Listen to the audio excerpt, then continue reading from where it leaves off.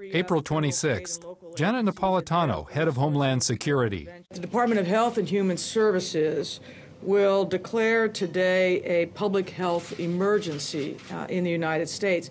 June 11th, Margaret Chan, head of the World Health Organization. The world is now at the start of the 2009 influenza pandemic. Now, some 5 months into this pandemic, the question remains, is the worst yet to come from the dreaded swine flu?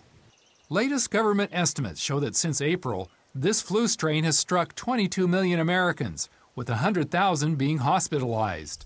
And since the U.S. is in the middle of flu season, agencies are looking closely at countries in the southern hemisphere where the winter flu season has already run its course.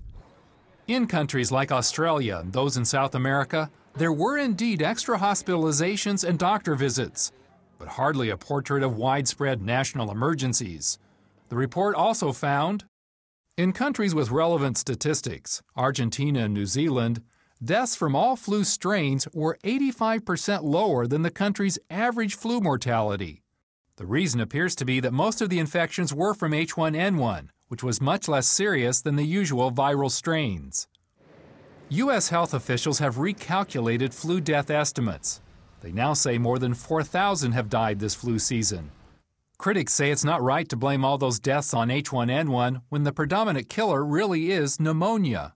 Barbara Lowe Fisher of the National Vaccine Information Center contends the U.S. so far has seen a Southern Hemisphere scenario. When the CDC says that every year annual influenza causes about 36,000 deaths, which we know or we feel is an overestimation, but still, even if it caused 10,000 deaths, comparatively, these are very small numbers.